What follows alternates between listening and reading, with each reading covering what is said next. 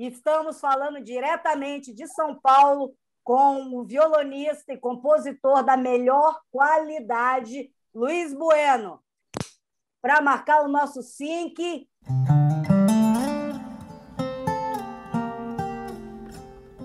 Pronto, ó, melhorou, né? Ah, ficou bem melhor.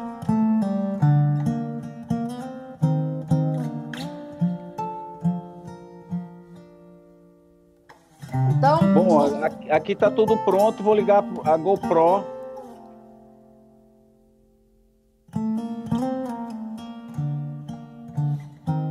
Mas eu não sou de lugar nenhum. Eu busco todas as coisas maravilhosas que a vida oferece e que não estão nas prateleiras dos supermercados. Esse sou eu.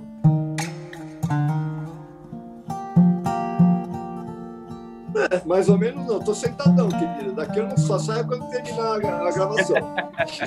Não, beleza. Vai. 3, 2, 1. Quando quiser, pessoal.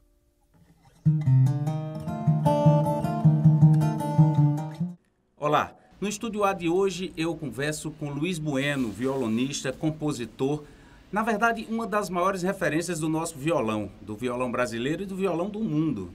Tudo bem, Luiz? Seja bem-vindo aqui ao nosso Estúdio A. Como vai, Assis? O maior prazer estar aqui com vocês nessa TV que não só traz a música, mas sempre trouxe a arte. Não é a primeira vez que eu venho por aqui e eu estou muito feliz de estar aqui agora nesse novo ambiente via virtual, né? É verdade. Eu entrevistei você juntamente com o Fernando Melo, do Ofel, né? E a gente fez uma entrevista uma vez com vocês lá no Clube do Choro, aqui em Brasília, né? Sim. Inesquecível, hoje estamos aqui né? à distância, né? Com certeza. Queridão, é o novo mundo e o novo mundo, graças a Deus, nós temos uma tecnologia que proporciona a gente estarmos aqui todos ligados e compartilhando essa coisa que a gente traz, né? Que são os nossos dons, né? Vocês transmitindo e a gente botando um pouco de conteúdo artístico. Maravilhoso. Com certeza.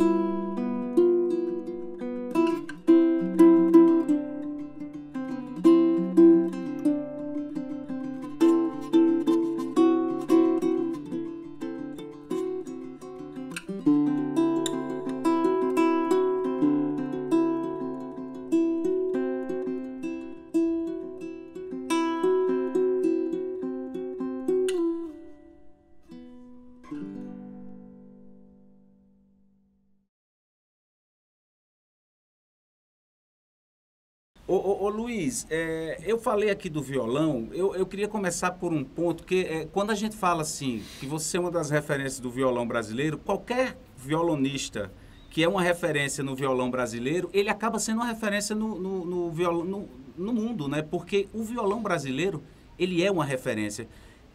Dá para você falar um pouco dessa coisa do violão brasileiro como uma referência para o mundo? Porque eu acredito que nós somos isso, ou estou falando bobagem? Tá nada. Assis, você conhece o assunto, cara. Eu vou te falar um negócio. Uma coisa que me surpreendeu muito, em 1993, o Duofel foi pela primeira vez fazer uma grande turnê. A gente já tinha ido para fazer um outro espetáculo, mas fazer uma turnê grande, juntamente com Sebastião Tapajós. E o Sebastião violonista paraense. Violonista paraense e Tapajós, porque ele era aí daquela região do Rio Tapajós. Já entrevistei ele. É um grande, né?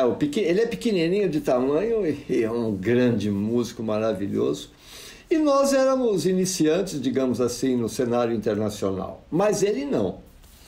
Voamos juntos, né, no mesmo voo, mas assim que nós chegamos na Áustria inicialmente, fomos para Viena e descemos no aeroporto, eu fiquei estupefato.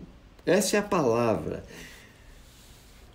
As pessoas pediam autógrafo para o senhor Sebastião Tapajós. Você está entendendo o que eu estou dizendo? É aquele negócio de pegar a mala, sabe? Está todo mundo cansado do voo. E ele ali pegando mala e as pessoas, Tapajós, querendo autógrafo do Sebastião. Aí eu olhei para o Fernando e falei, Fernando, que loucura, cara. E depois conversando, né, durante a turnê, ele foi comentando todo aquele caminho que ele havia feito, que quem abriu esse caminho foi Baden-Powell. E o violão do Baden-Powell marca definitivamente a criatividade, a reinvenção do violão. E o Duofel aparece depois de 30 anos, mais ou menos, para reinventar mais uma vez a linguagem violonística. Eu fiquei muito surpreso, o ano retrasado, quando a gente ainda podia se encontrar, eu tive um encontro assim, fortuito, um encontro ao acaso com Zusa Homem de Melo. E o Zusa ficou feliz quando... escritor brasileiro. Grande jornalista, e você sabe que ele era músico, né? Ele tocava contrabaixo. E era técnico de som na TV Record, é por isso que ele se tornou um grande crítico. E ele gravou todos os festivais e tudo. Mas o Zusa, do alto do seu conhecimento, falou para mim e para o Fernando, vocês sabem que vocês estão sendo copiados no mundo inteiro? Eu falei, eu não sei não. Ele falou, pois vocês estão sendo copiados. Vocês conseguiram uma coisa que é das mais difíceis na música instrumental. Cravar uma personalidade. E eu diria, Assis, que essa personalidade está na maneira livre que a gente criou, que a gente se colocou dentro da música, sem se preocupar com as críticas, se o caminho que a gente estava fazendo era correto ou não, porque o próprio Zusa, no começo da carreira, falou para o Fernando e para mim, vocês já querem ser, como é que ele falou? Vocês querem ser já compositores, vocês têm que tocar músicas que estão por aí e depois sim compor.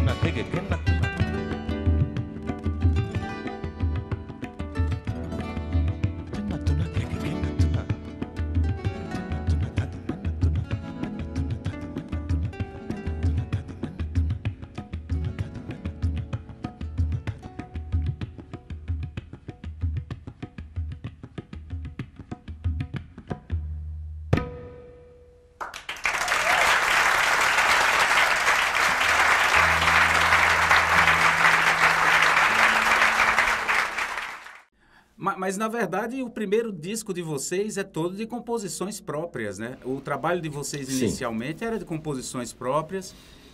Vamos explicar para o pessoal que você é um dos integrantes do Duofel, que, na verdade, vocês encerraram as atividades.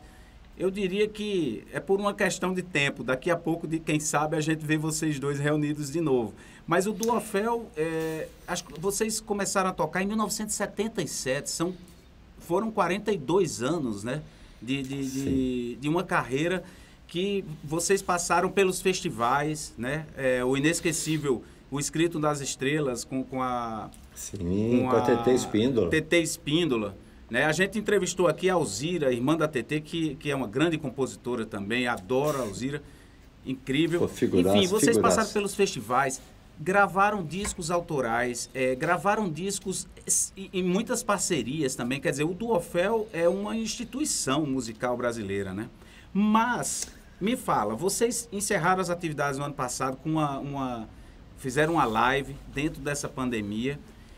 Sim. Mas você não parou de jeito nenhum de lá para cá, né? A gente vai falar daqui a pouco sobre o seu trabalho atual, porque realmente me chamou muita atenção que você é inquieto, é um homem inquieto, tá ali, sua produção é impressionante. Fala um pouco do final do Duofel para a gente chegar no teu trabalho solo, né? Assis, eu vou falar um negócio para você. A história do Duofel, ela é muito linda.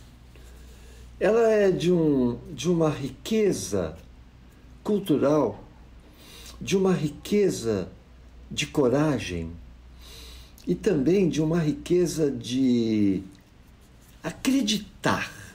Eu diria fé. A gente sempre pensa em fé em relação à religião, em relação à saúde, mas a fé ela é uma coisa científica, ela está dentro da gente. Ela não vem dos templos, ela vem da gente, de dentro, de uma vontade de você compartilhar alguma coisa que você recebeu, que é o dom. Aconteceu com o Fernando. Fernando, eu acho que deu o primeiro passo. Saindo de Alagoas, de Maceió, encarando 30 horas dentro de um ônibus, e chegar em São Paulo para procurar sua música, para fazer sua música sobreviver, ganhar vida. Encontra comigo. Nós somos completamente diferentes, Assis. A gente nunca foi ao cinema juntos. Para não dizer que nunca fomos, a gente foi para assistir os filmes que nós fizemos, a trilha. Então a gente foi assistir a estreia, a avant-première dos filmes que nós fizemos trilhas sonoras, que não foram poucos. E, eram profissionais, né, nesse caso. Era um encontro profissional também, né? Sempre foi profissional o nosso encontro. É engraçado isso, porque eu acho que aí está a química do Duofel. Dois brasileiros com culturas diferentes, dentro do mesmo país, e culturas que praticamente não se conversam. Até que quando a gente entra na arte, aí nós estamos no mesmo Brasil. Então, a gente construiu uma coisa, porque o Fernando e eu somos dois músicos autodidatas, e a gente tinha por opção de vida, de estar juntos, de fazer um novo som, de criar uma música que não existia. Existia um pouco em mim, um pouco nele, e quando juntou esses dois poucos, nós conseguimos a unidade. Um som novo, diferente. E eu vou te falar uma coisa, cara, se não fosse o Hermeto Pascoal, em 1982, conheceu o Duofel. Mas em 93, 11 anos depois, ele pegou a gente pela mão e falou: eu vou apadrinhar vocês. Por que, campeão? Você está falando isso? Que legal. Ele falou: porque vocês têm uma música diferente. Uma música que ninguém tem. E se eu não ajudar vocês, vocês estão lascados. E eu acho que quando o Hermeto estende a mão para nós, abriu a porta do céu, entende? É como se você tivesse um grande prêmio, mas não um prêmio qualquer, não um prêmio de uma escola, um prêmio que o pai da arte te dá. Hermeto é o pai da música, cara. Não só é o no mestre, né? A arte tem isso, né? É quando você recebe a bênção de um mestre como o Hermeto, realmente a sua grandeza multiplica, né? Se multiplica. Você acredita, Cis, que a gente, o Fernando e eu, no ano 2000, nós fomos tocar em Montreux, no Festival de Montreux, e fomos viajar, fomos passear para assistir um grande festival que a gente já havia participado na cidade francesa de Vienne, não é? Vienne, que fica perto de Lyon. Festival maravilhoso. E naqueles anfiteatros romanos, sabe? Aquela coisa maravilhosa, assim, um lugar 200 anos antes de Cristo já estava construído, vai vendo. E aí nós fomos lá para ver o festival, porque ia ter um show do Herbie Hancock que a gente queria assistir. Herbie Hancock, Dave Liebman, saxofonista, que havia tocado com Badal Roy e Miles Davis. Bom, grandes músicos. E nós fomos lá, ao camarim, para conhecer o Herbie Hancock. Agora que vem o grande barato. Dave Liebman nos reconheceu. Eu não conhecia ele, nem o Fernando. Ele falou, oh, the Brazilian guitar. The Brazilian guitar player. E ele chamou o Herbie, cara. Eu tô arrepiado quando eu conto essa história. Chamou o Herbie e falou, Herbie, esses dois caras são que nem você. Eles têm uma música que só eles têm. E sabe quem é o padrinho deles? Hermeto Pascoal. E agora eu vou falar uma verdade e eu vou contar uma coisa que vocês vão babar. Mas eu fiquei até constrangido, porque ele se ajoelhou no chão e fez a reverência por 3 vezes. Naquele dia, Assis, eu não fiquei inflado. Não deu para dormir, né, Luiz? Deu para eu perceber o tamanho da música brasileira. Coisa, né? Tamanho da música brasileira, a força da nossa música, que foi o começo do nosso papo. Que o nosso violão, o violão do Duofel, traz essa força.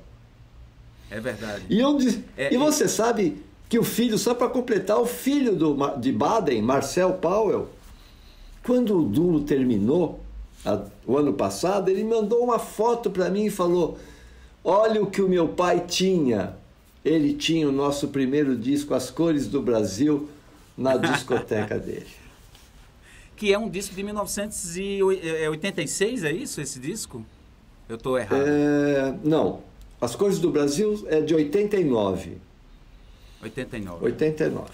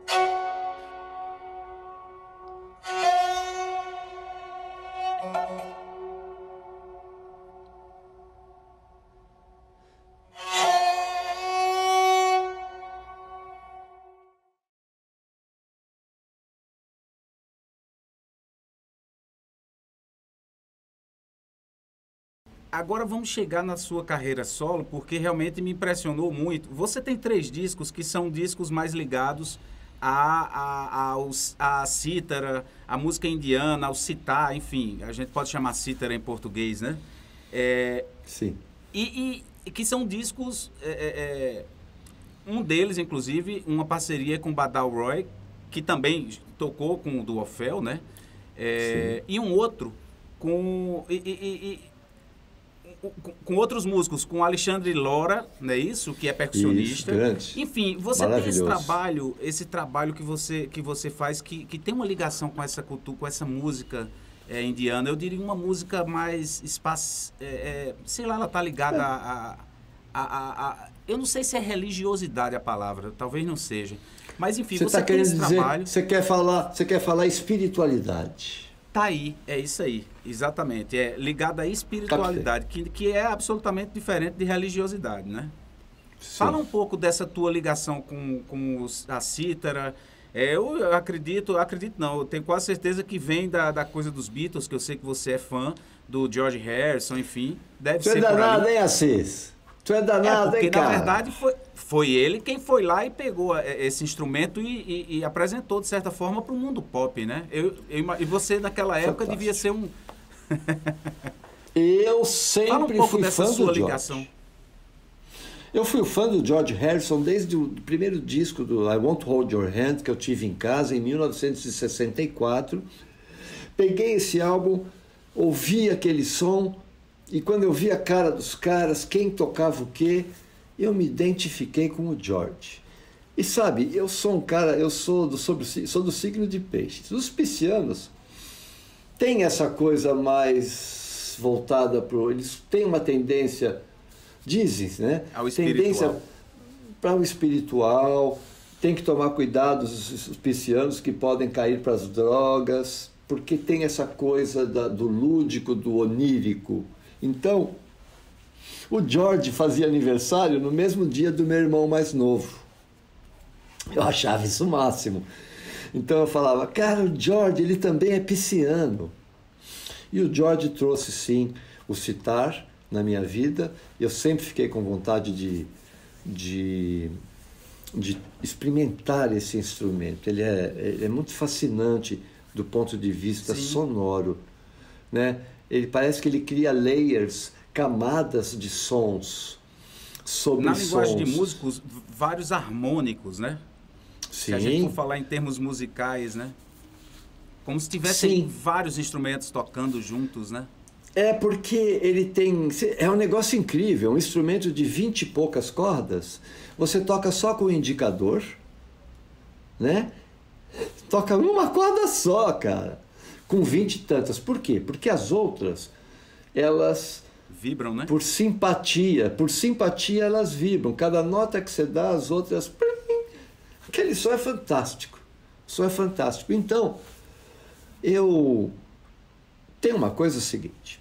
O do Orfeu foi gravar em 2010 um DVD em Liverpool, no Cavern Club, interpretando Beatles. E nessa viagem, durante um voo, um dos artistas que viajou com a gente era o Gal Ópido, que ia fotografar e fazer um encarte, fazer uma coisa linda, um trabalho lindo que ele fez com a gente. Então, durante o voo, o Gal não dorme, cara. Gal Ópido deve dormir 2, 3 horas por dia, estou falando sério. Fica desenhando. Aí ele chegou para mim e falou assim, Luizão, você está acordado? Eu falei, cara, estou acordado, estou lembrando do tempo da minha infância e tal. E porque a minha mulher... Ele falou, mas por que você está lembrando disso? Eu falei, não, porque minha mulher vive me falando que eu sou muito menino, entende? Que eu preciso crescer. Aí ele falou, mas o Picasso falava o seguinte, que é preciso se viver muito para conseguir ser verdadeiramente uma criança. Uma criança. Assis, a minha criança... É verdade, ele falava isso. E a minha criança, cara, é sapeca, bicho. Entende? Ela me atormenta às vezes. Porque eu tenho que levantar da cadeira e fazer. Pela sua nova produção, eu percebo isso. Porque eu faço as coisas brincando. É que eu faço Então, brincando. É que eu não tenho mais. É pelo Assis, prazer, né? Eu falo sério para você. Eu não sei porque eu tenho que fazer aquilo, mas eu sinto que eu tenho que fazer. É uma obrigação interna, interior, como se fosse um chamado. Entende? Que ninguém está vendo. Uma vez o Ayrton Senna falou o seguinte: eu estava a 270 por hora numa reta em Suzuka e vi Deus. E vi Deus. Logo depois morreu. Eu não vi Deus, tá, gente? Mas tem uma coisa muito boa, cara. Eu aprendi com Hermeto Pascoal a ser um ser livre. Na música, eu estou falando. Porque o Hermeto falava para mim, ele me chama de Lula, tá? Ele falava: Lula, cara, eu fico olhando para você, fico pensando, esse Lula é doido, cara. Mas não é que eu falo doido de maluco, tá? Doido de criação. Porque eu sei lá, cara, eu não sei explicar. Eu não sei ler nem escrever uma nota musical. Não, eu não tenho uma notação musical do que eu faço, nada. Mas eu gosto é de inventar, entende? De buscar coisas que eu possa levar dentro da música, conforto para as pessoas. E à medida, cara, e de repente chega a tal da pandemia, que é a hora que eu me sinto chamado. Esse é o lance. Eu sinto um chamado. Luiz, as pessoas estão sem dinheiro, dentro de casa,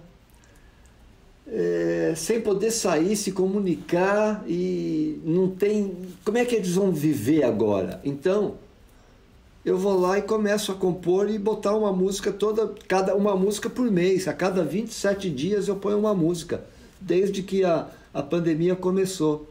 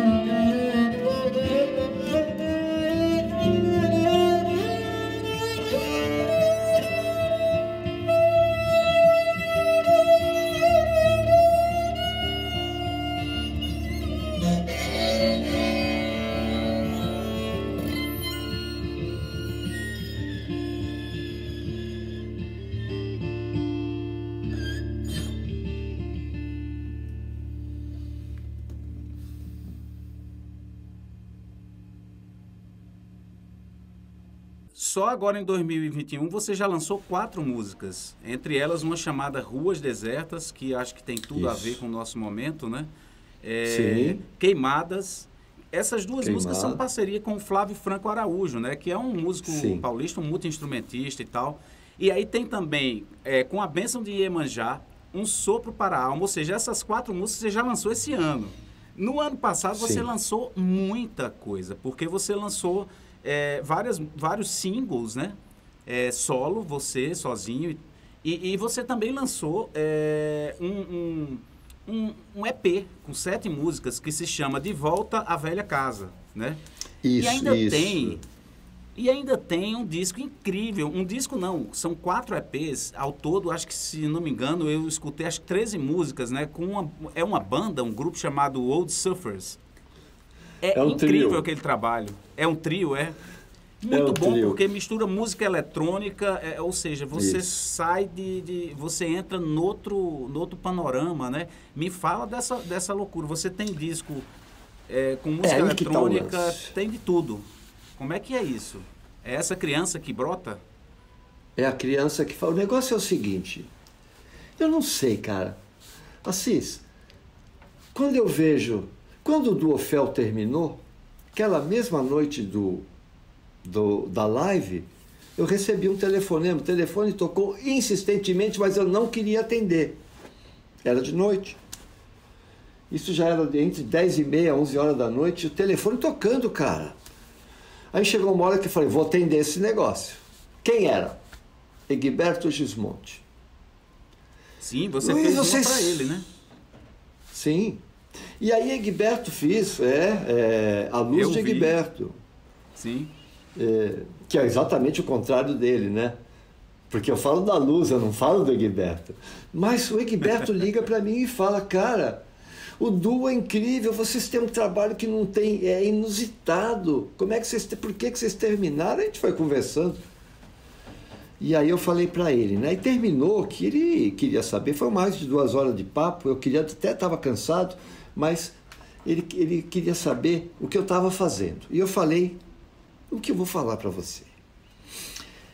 Assis, eu sou muito ligado na profissão como um todo. Não só a parte artística. E eu observo o mundo. As tendências, as jornadas da juventude. Eu gosto dos jovens. Eu gosto porque os jovens trazem a transformação. Eu não sou aquele cara que fala que a música do meu tempo era que era boa. Eu sou aquele cara que faz a música do tempo que eu estou vivendo hoje. Então, esse trio que você gravou são jovens, é isso? Não, por isso que chama Old Surfers. Eles são surfistas mais velhos e mexem com música eletrônica. E eu propus a eles, cara, eu gosto de vocês são criativos e diferentes. Se vocês construírem umas músicas que eu dou os tons, umas coisas, eu gostaria de fazer. Mas o que eu quero falar é sobre um negócio chamado música no fluxo. Tá, o que é isso? Porque com a música no fluxo eu consigo produzir dessa forma que eu estou fazendo. Assis, entre 2019, que sem pandemia ainda, tá? Até hoje, eu coloquei, junto com outros, 38 músicas no ar. Exatamente. São 2 anos. E eu vou te falar, hein? Eu já tenho aqui mais 6 prontas que agora em maio começam a ser lançadas pela Universal Music, que o Old Surfers assinou um contrato. Mas o que eu quero dizer é o seguinte, o mercado da música mudou, gente. E vocês têm que se ligar nisso. Por quê? Porque não adianta ficar fazendo, estudando em casa, gastando, fazendo curso, o curso do cara, o outro. As pessoas não estão ouvindo a música. As pessoas ouvem 1 minuto de uma música de 5. E se ela tiver 11, como eu e o Flávio colocamos, aliás, deixa eu inverter, o Flávio e eu colocamos tinha a primeira 10, música. Quase 11, né, a música. Tem 11 minutos, quase 12, Assis. E eu vou te contar. Né? Quase 12, é. Quase 12. Mas a gente não pensa sobre o tamanho da música. Eu faço a música, mas eu percebo pelos... a gente olhando o YouTube, Analytics, Facebook, Spotify. No Spotify as pessoas ouvem playlists. Não sabe quem está tocando, não sabe o nome do músico. Ah, achou legal até a música. Porque muitas vezes não tem o crédito, né? Não, e nem tem crédito. Então um fala pro outro, me passa essa playlist. Eu estava outro dia aqui na piscina do prédio tomando uma vitamina D às 9 da manhã e ouvindo uma das minhas playlists, tinha uma outra mulher ali, uma amiga querida, e ela falou, Luiz, que linda, me passa a playlist. Mas ela não perguntou se era minha música, se eu estava tocando. É uma playlist. Então eu fico pensando, peraí, gente, vocês não imaginam que um jogo de cordas de violão, 6 cordas, por exemplo, um violão de aço, custa R$290. E eu estou falando de umas cordas que eu posso transmitir um som elegante, afinadas, de boa qualidade. Então, peraí, cada vez que eu vou gravar, eu troco as cordas. Então, vamos lá, vamos fazendo a conta, 280 para começar. O estúdio. O estudo, a capa, né? Você vai somando, você vai vendo que a gente está gastando um dinheirão. Vocês estão vendo isso aqui? Isso aqui é a minha conexão com o Pajé Ixã e a aldeia Runiquim do Acre. E eu doei uma das músicas, que se chama Ixã, justamente, que é uma música que surgiu para mim durante uma cerimônia de ayahuasca. E eu escutei também essa aí. Ela é do ano passado. Do ano passado. E eu doei essa música, os direitos, para essa aldeia.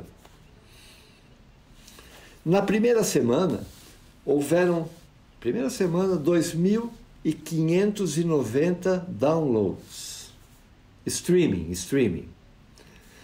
E o dinheiro foi direto para a aldeia. R$2,59. Meu Deus. Então, vai fazendo a conta.